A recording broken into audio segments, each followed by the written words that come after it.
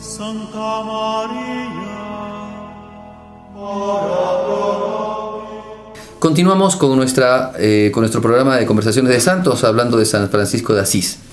Bueno, hemos terminado entonces la primera parte de la conversión de San Francisco y de esa entrega, ¿cierto? Y del desposorio con la dama pobreza, que ahí empieza ya esta vida de unión con Cristo pobre, ¿cierto? Y entregado al bien de los pobres. Esto también es importante decir, de que no es que tampoco San Francisco era el estilo de una ONG que solamente vivía las cuestiones sociales, sino que él veía que estaba Jesús en el pobre y quería entregarle a Jesús al pobre también. Entonces, la idea de él es la predicación del Evangelio. Eso es lo que lo mueve a él también a este tipo de vida especial que después era la vida franciscana, ¿no?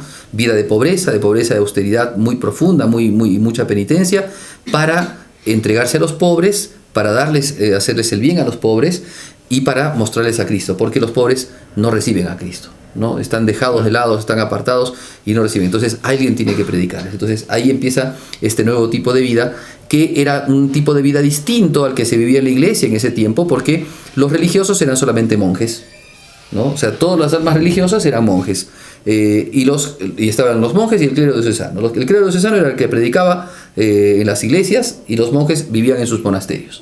Entonces no predicaban la palabra de Dios, sino que los monjes estaban destinados a la oración y a la penitencia, y el clero diocesano era el único que predicaba. Entonces Francisco es el que arma un nuevo tipo de vida religiosa en donde se puede predicar el Evangelio, se puede vivir con la gente, ¿cierto? O sea, se puede hacer el apostolado con la gente, y además se reza, ¿no? La contemplación es una parte importantísima en la vida religiosa de San Francisco.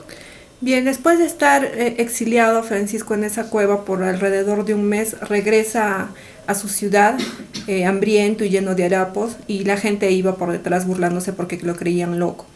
Entonces, cuando él se encuentra con su padre se enfurece, lo ata, lo amarra y lo deja encerrado en una alacena por algún tiempo, hasta que viaja y su madre lo libera, ¿no? Y en ese momento es en el que él pide asilo en la iglesia de San Damián. Cuando su padre regresa de viaje, se da cuenta de que había tomado asilo en la iglesia y lo deshereda, quiere desheredarlo, no contento con haber recuperado el dinero de la mercadería vendida que el sacerdote no había tomado. Le exige a Francisco de que renuncie a su herencia, y Francisco acepta de buen modo, y no solamente renuncia a su herencia, sino que se quita la ropa y se la da a su padre porque era de él, y ahí le dice, no, yo te he llamado en esta tierra Padre mío, pero desde ahora yo solamente deseo decir Padre nuestro que estás en los cielos. Y es en ese momento en el que él se desposa con la dama pobreza. Okay. Lo acoge el obispo de Asís, ¿no? Guido, que después va a ser quien lo va a ayudar después inclusive a hablar con el Papa para la aprobación de la regla, ¿cierto? Pero después San Francisco entonces se dedica a la construcción de la iglesia, porque él recibe de Dios ese llamado especial a reconstruir la iglesia, ¿no? El Cristo de San Damián se le aparece y le dice a San Francisco que quiere que reconstruya la iglesia. Entonces él empieza a reconstruir las iglesias, ¿sí? Sí, pero él esto se lo había tomado literal. Entonces lo que él hace es empezar a mendigar piedras, a trabajar, y reconstruye él mismo la iglesia de San Damián. Reconstruye también 2 capillas cercanas, que son San Pedro y Santa María de los Ángeles, en la cual se funda, ¿no? Al final, en la Porciúncula, la orden franciscana. Sin embargo, este tipo de vida que tenía Francisco llamaba muchísimo la atención a muchas personas, no solo personas del pueblo, sino también nobles, por lo que empiezan a juntarse con él y vivir bajo esta nueva vida de humildad y de llamado a la pobreza. Cuando ya era un número de 11, San Francisco ve que era conveniente redactar una regla para guiarlos, ¿no? Y es en este momento en que, basándose en los evangelios, él redacta la regla y viaja a Roma para que el Papa pueda aprobárselas.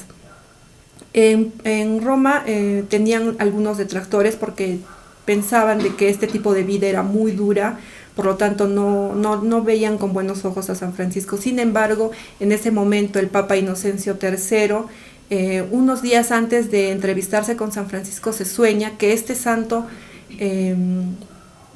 sostenía la Basílica de Letrán, y él toma esta orden como que sí debe darle la aprobación a la orden y también la aprobación a esta nueva naciente regla que tenían. Ujú, bien, entonces aquí ya se ve cómo ya se conforma entonces la orden franciscana con esta norma, con esta regla que es aprobada por la Santa Sede, por el Papa, y entonces ya empiezan a vivir ellos este tipo de vida distinto, y ahí es donde se establecen en esta capillita, alrededor de la capillita, ¿no?, de Santa María de los Ángeles, la cual es llamada después Porciúncula, y que recibe del Papa una bendición especial y la posibilidad de recibir indulgencias cuando se peregrinaba ahí. Por eso es que pues hay toda una cuestión con el tema de las indulgencias de la Porciúncula, así se llama, ¿no? Sí, después los frailes, incluido también San Francisco, reciben el diaconado, mas no, Francisco nunca recibió el sacerdocio.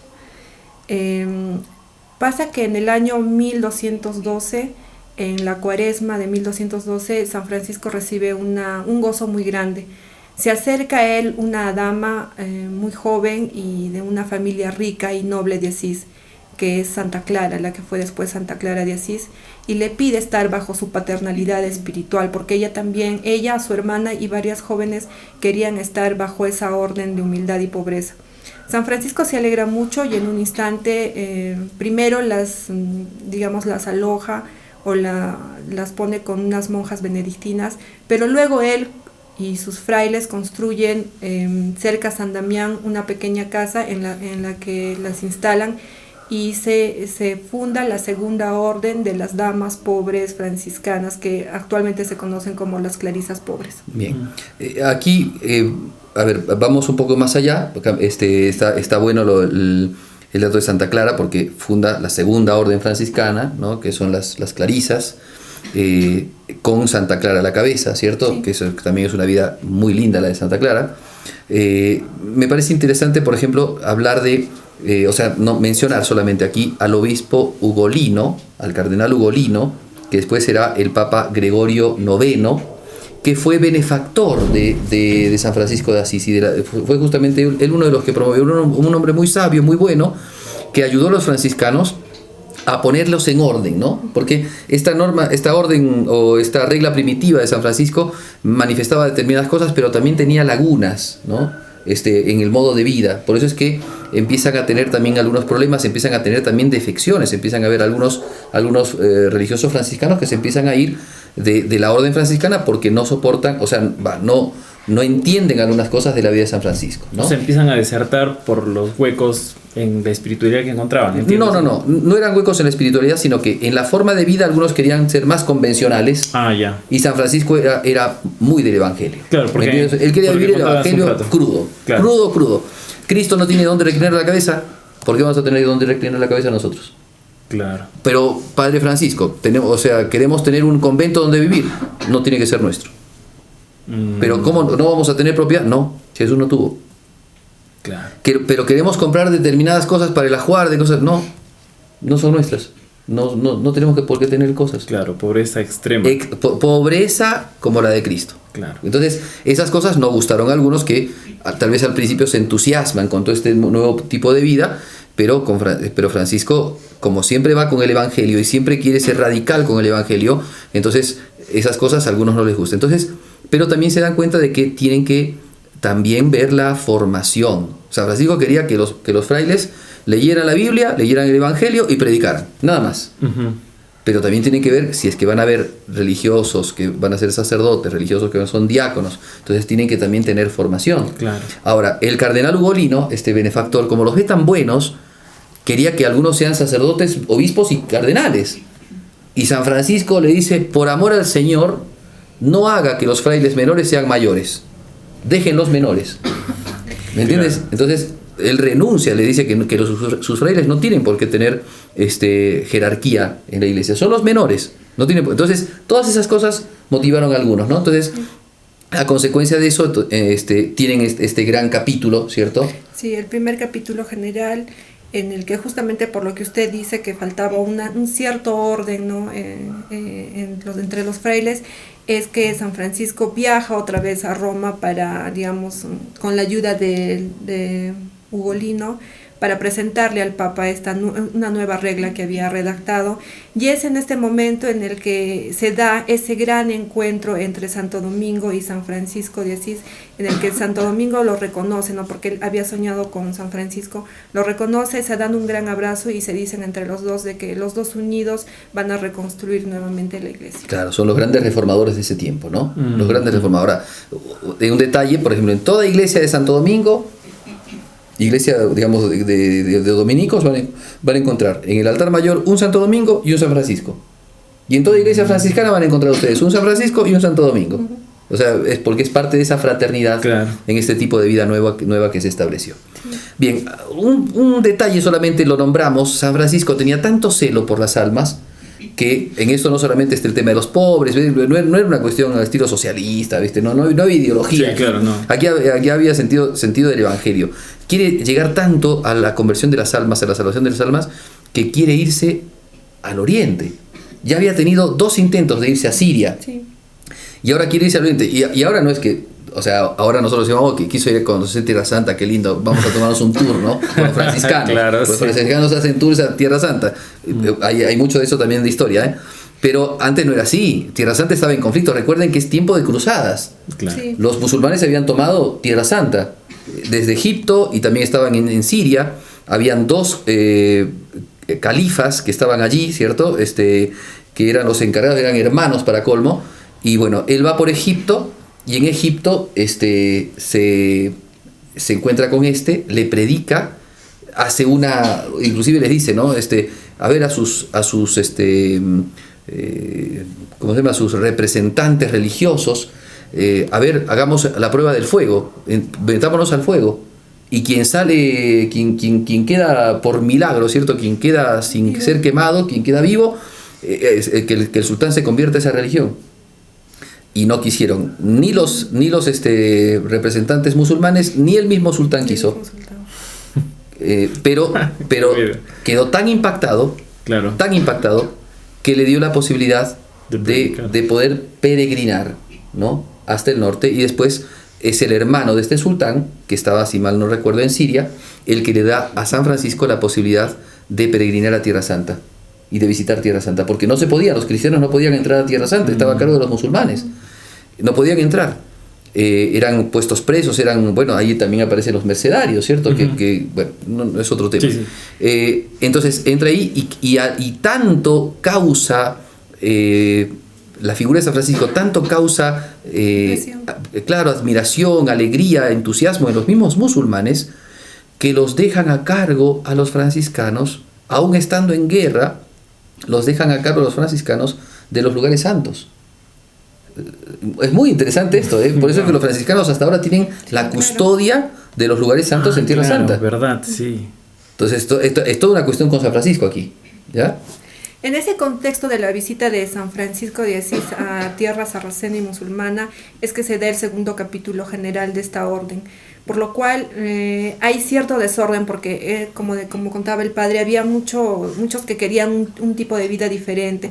Incluso llegaron noticias, chismes en realidad, de que San Francisco había fallecido en tierras musulmanas, ¿no? Entonces todos estaban en cierta pugna, en ciertos problemas. San Francisco, al descubrir esto, regresa de manera rápida para instaurar un poco más de orden. Entonces es en este momento en el que él ve necesario delegar, digamos, jerarquías en la orden para que pueda llevarse de una manera más ordenada. Sí, esto ya había venido de antes, porque varios franciscanos le dijeron al cardenal Ugolino que intercediera por ellos ante San Francisco, porque San Francisco era duro en esto, no quería aflojarle, quería vivir el evangelio crudo y duro, ¿no? Claro. Entonces, para que pudieran haber otros franciscanos sabios que pudieran gobernar la orden. Entonces el cardenal Ugolino habla con San Francisco para que se den este tipo de arreglos. Querían tener formación en Bolonia, por ejemplo, tener una casa de formación de estudios de sacerdotes franciscanos, y San Francisco no quería, después tiene que aceptarlo. Entonces se dan ya todas este tipo de reformas, ¿no? Entre los franciscanos. Sí. Bien, después de esto, una parte muy importante que tenemos que mencionar es el rezo, digamos. San Francisco entró en un momento de oración muy fuerte en el Monte Albernia, 40 días de oración y ayuno en el que lo acompañó solamente un fraile llamado León, el hermano León. Y es en este momento en el que Cristo le delega a él sus estigmas.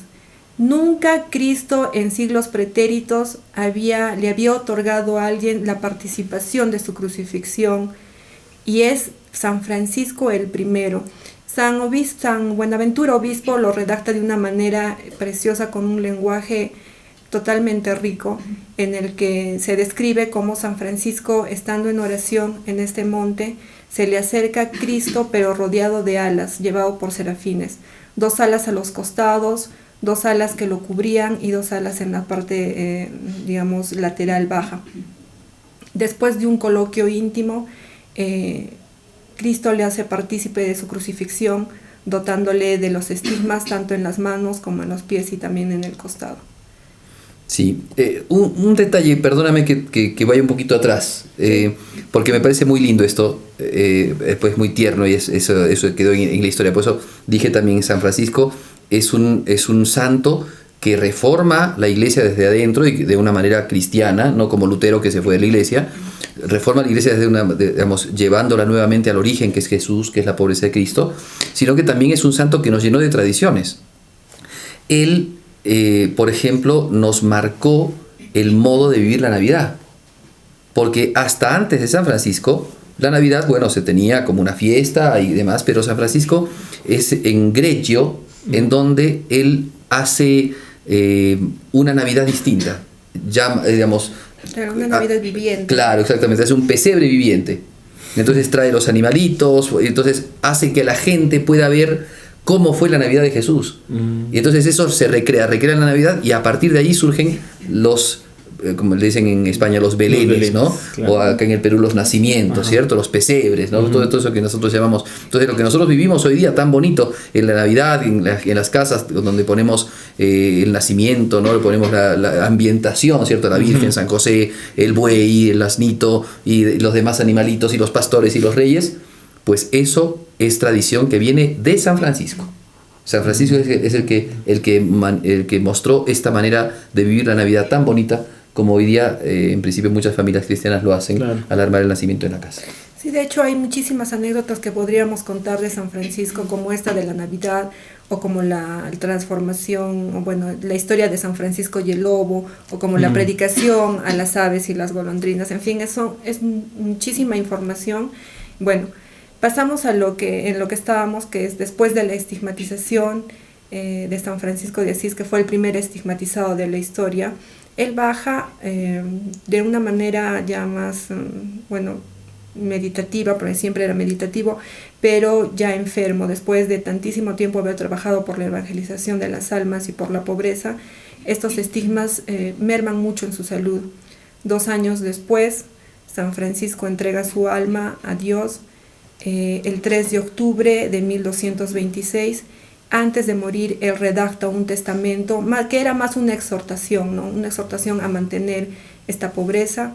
Pide que le lean la pasión del Evangelio de San Juan, y como última muestra de toda su humildad, él se saca la ropa y muere con ropa prestada, ¿no? Siéndole siempre fiel a esa dama con la que se había casado, la dama pobreza.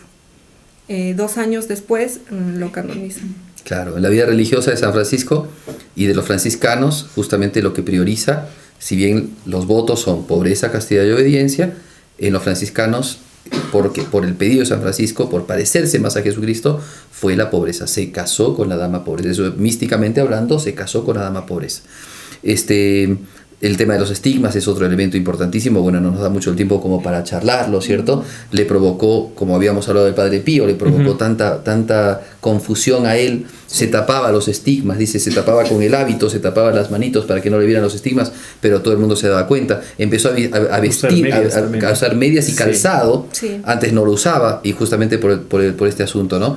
Y claro, eso llevó a detrimento a su salud, pero es el tiempo también donde San Francisco escribe estas oraciones lindas, como por ejemplo el Cántico de las Criaturas, ¿cierto? El Cántico del Sol, ¿sí?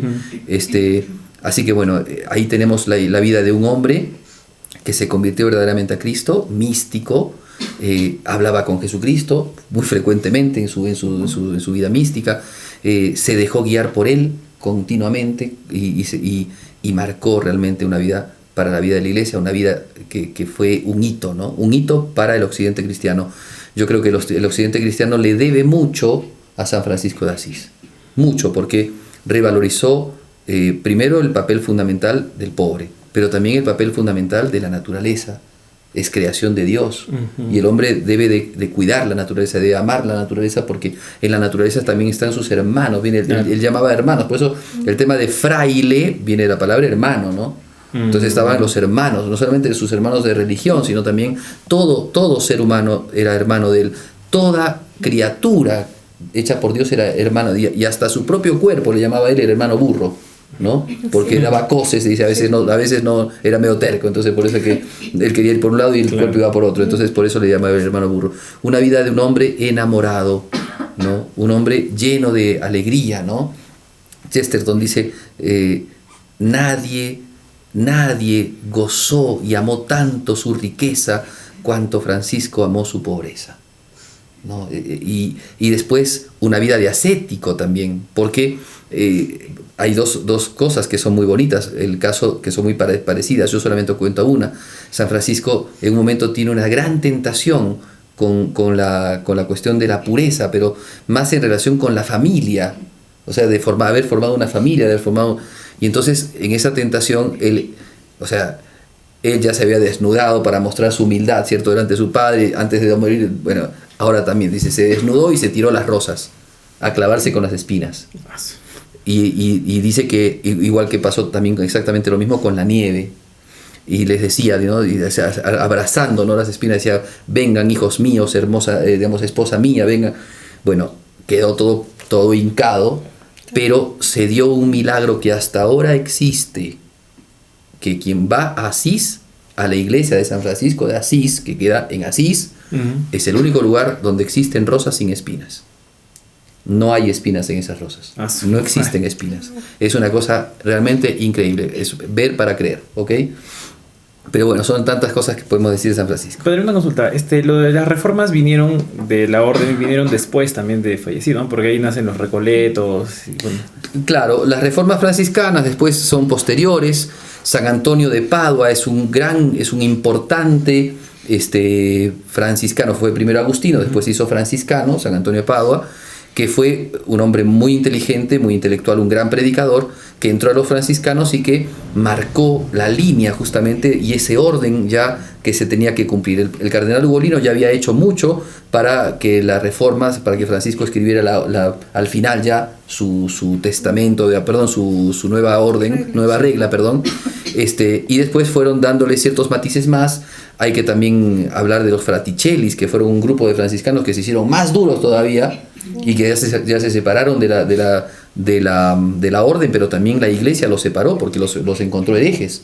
Porque entonces y después entonces hubieron distintos grupos, pero a medida que ha pasado el tiempo han habido siempre franciscanos que han querido volver al inicio, volver a la pobreza. Entonces así entonces se dividió la orden después de la muerte de San Francisco. Es increíble, pero se dividió la orden en dos comunidades: los frailes conventuales y los hermanos menores, ¿no? Los frailes menores. Entonces se dividieron así. Y después posteriormente hubo una tercera división con los frailes capuchinos, ¿no? Que es la tercera división de los franciscanos.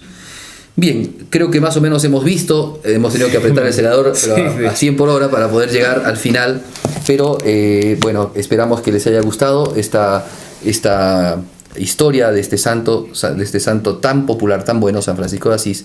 Y en esto, bueno, aprendamos a tener ese celo de amor por Jesucristo y de ser auténticos, ¿no? De ser originales. Chesterton decía, en la iglesia hay que ser originales. ¿Qué significa ser originales? Ir al origen. ¿Y cuál es el origen de nosotros? El Evangelio. Eso es lo que buscó Francisco. Entonces, esto puede ser que es el resumen de todo nuestro programa de hoy día. Para ser santos hay que ir al origen. ¿Y cuál es el origen de nuestra santidad? El Evangelio de Jesús. Muy bien. Amigos, les doy la bendición para terminar nuestro programa.